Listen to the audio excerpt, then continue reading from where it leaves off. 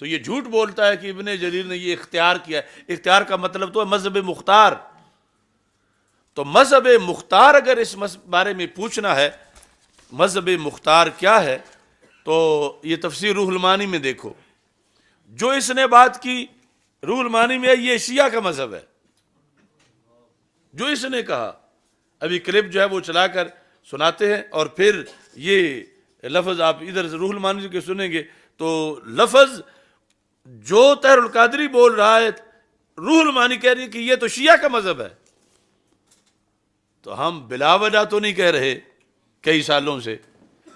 یہ دن آئے ہیں کہ ان میں سے ہر ایک کا پردہ چاک ہو رہا ہے اور اندر سے یہ نکل رہے ہیں کہ یہ اندر سے ہیں کیا.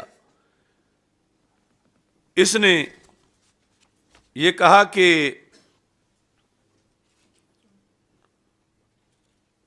انبیاء کی وراثت ہوتی ہے.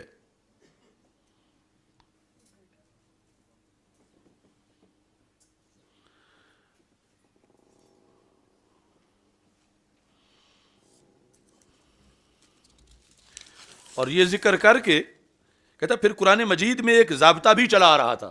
دیکھو قرآن پر الزام. یہ طویل و مختلف الحدیث میں انہوں نے اس بات کو ذکر کر کے کہ روافض کا اعتراض ہے کہ یہ نحن الانبیاء لا نرث ولا نورث یہ آیت کے خلاف ہے. جس آیت کا گھڑ کے مطلب روافض نے بتایا اور نحن الانبیاء کو اس کا موارث کہا وہ مطلب طاہر القادری نے اپنے اس کلپ میں بیان کیا ہوا. یعنی روافض والا مطلب کیا کہتا ہے؟ کہتا ہے کہ پھر قرآن میں ایک ضابطہ بھی چلا آ رہا تھا. کیا ضابطہ؟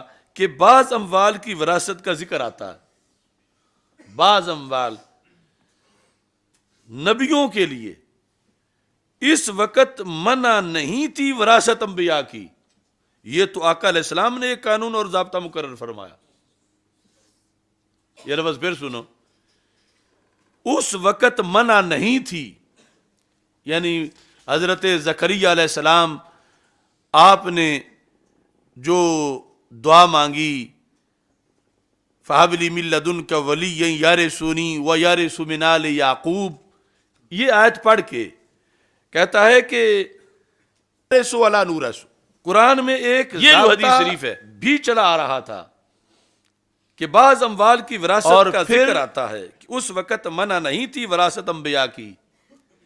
یہ تو آقا علیہ السلام نے ایک قانون اور ضابطہ مقرر فرما دیا. تو سورہ مریم میں دیکھیں حضرت زکریا نے دعا کی تھی فَهَبْ لِي مِن لَّدُنْكَ وَلِيًّا يَرِثُنِي وَيَرِثُ مِنْ آلِ یعقوب. خدا مجھے بیٹا عطا فرما جو میرا وارث بنے جو میری وراثت کا مالک بنے اور آل یعقوب کا وارث بنے.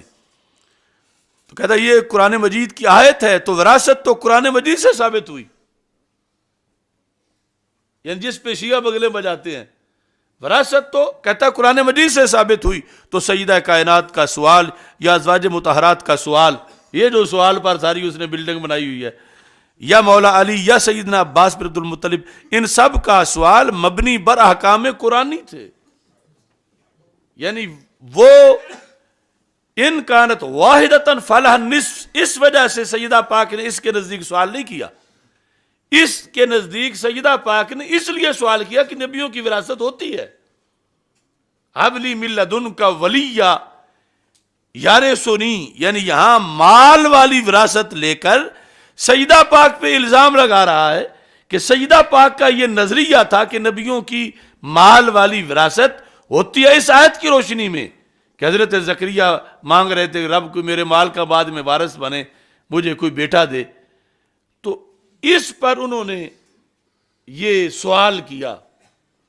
اب میں تفصیلی بحث کا وقت جو ہے وہ تھوڑا ہو رہا ہے. اب سارے حضرات تھوڑا سا غور کرو. عام لوگ بھی جو دنیا بھر میں سن رہے ہیں اور سنیں گے نحن الانبیاء لا نرث ولا نورث یہ جو حدیث شریف ہے یہ متواتر ہے. یہ حدیث شریف اور پھر یہ مجتمع علیہا ہے یعنی جس پر سب نے اتفاق کیا. راوی بھی صرف سیدنا صدیق اکبر رضی اللہ تعالیٰ عنہ نہیں اور حضرت صدیق اکبر رضی اللہ تعالی عنہ کے لحاظ سے یہ خبریں واحد نہیں تھی، انہوں نے جس زبان سے وَإِن كَانَتْ وَاحِدَةً فَلَهَا النِّصْفُ سنا، اسی سے نحن الانبیاء لا نرث ولا نورث سنا۔